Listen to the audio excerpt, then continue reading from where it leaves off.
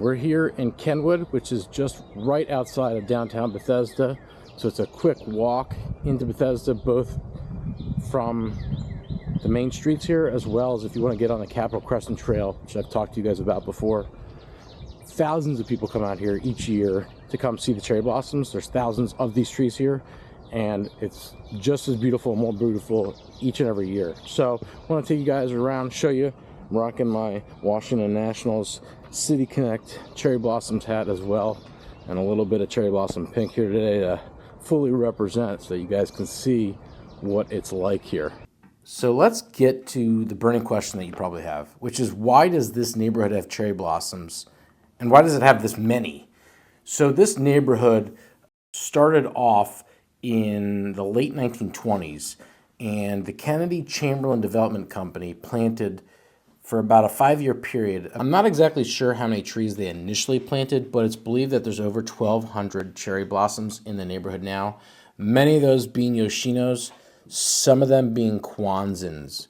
And those Kwanzan cherry trees are a little bit different in that they bloom a little bit later than the Yoshino, and they have a deeper pink color to them as well, whereas the Yoshino cherry blossoms have a lighter pink. See in the neighborhood, there's other varieties of trees that flower too, also in sort of that pink array, so they really accent each other quite nicely. Planting the trees was designed as a way to promote the neighborhood to potential buyers. Obviously, this neighborhood is very beautiful, picturesque, and luxurious, as you can see, and this was just an added incentive, at least at this point it is. So they have all these beautiful trees now, some of which are absolutely thriving, others have died, and new trees have been planted in their place. But the upkeep of this was no small undertaking. So they started the Kenwood Garden Club, and who were responsible for preserving and maintaining these trees. And most of these trees are, well, now they're throughout the entire neighborhood, but they're mainly located on Kennedy Drive, Dorset Avenue, and Kenwood Avenue. And now, most of these trees are pretty mature and in really great shape for the most part, but like I said, they replace them as needed. The cherry blossoms here compete with the cherry blossoms in Washington, D.C. on the tidal basin. Now, there's thousands of cherry blossom trees on the tidal basin in Washington, D.C. There's tens of thousands or hundreds of thousands of cherry blossoms just in the whole D.C. metropolitan area. And there's more history to that, which ties into the Japanese culture. And so the cherry blossoms that are in D.C. were a gift from Japan in 1912. So this was designed as a symbol of friendship between the two nations. And from that, now we have the National Cherry Blossom Festival in D.C., but it gets really crowded going to that. Despite how beautiful it is, you really have to commit a lot of time to that. So for folks who live in Bethesda or nearby areas, they otherwise opt to come to Kenwood out the trees without getting stuck in all the traffic or have, to deal with the commute to get there, finding parking, whatnot. About parking, you'll probably see there are signs up and down the street that say no parking. There's only a couple streets here in which you can park. So a lot of folks will either park in the neighborhood or simply drive through the neighborhood pretty slowly. If you live here, one of the folks actually was starting to go the wrong way, and I pointed at them to say, you're going the wrong way, and they put a sign in their car that says, I live here. So they basically were trying to say, don't tell me where to go.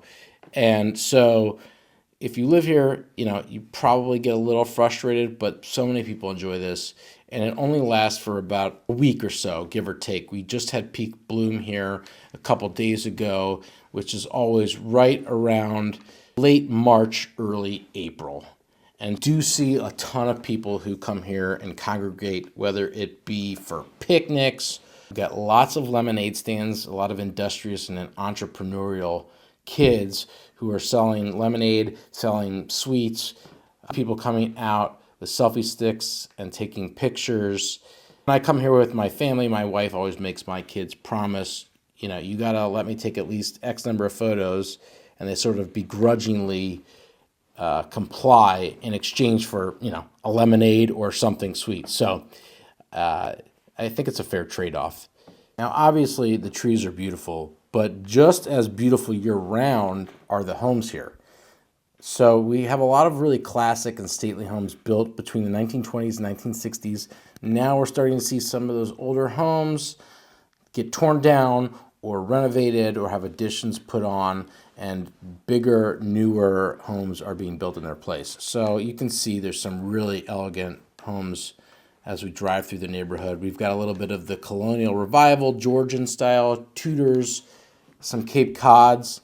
A couple more. The newer side is like sort of your contemporary arts and crafts, but there's not as many of these. I think a really key point to keep in mind here is people want to preserve the history and the look. So there's not too many sore thumbs here. These houses are huge. You know, they're really big. Some of them are on close to half-acre lots, and that really gives them that especially stately feel. And so they can even have multiple cherry blossoms on their property. The neighborhood is really appealing beyond just the cherry blossoms and the architecture and the lot sizes. The location here is really hard to beat. It's within walking distance, as I said, to downtown Bethesda, either from the Capitol Crescent Trail or through some of the outward-facing streets. You know, you got River Road on one side, you've got Bradley Boulevard, Little Falls, parts of Goldsboro that wrap around it. All this makes it super accessible both to downtown Bethesda, but as well as DC in itself and the Beltway. And so you really are in a prime location. So real estate here is not cheap. Shocker, right? So homes here, you know, start in the several millions and upward. And a lot of people really associate this neighborhood with luxury and prestige, in part because of all these factors. As if the location itself wasn't enough, if you are one who likes to play golf or tennis, Kenwood Country Club literally backs to the neighborhood, and you see it partway through the drive here, briefly catching a glimpse of the golf course and one of the buildings there. And so that's right off of River Road. Plenty of other country clubs nearby, but none that you can walk to from your house like this. I continue to come back to Kenwood every year. It's only a short 5-minute drive for my family and I from our house here in Bethesda, but I continue to come back every year because we're still always in awe of the beauty of these trees and how well they've been preserved by the neighborhood. Ultimately, Kenwood is a beautiful neighborhood that the cherry blossoms are, well, the cherry on top. Thanks for tagging along with me on this journey through Kenwood, checking out the beautiful cherry blossoms and learning a little bit of its history about the neighborhood and the cherry blossoms.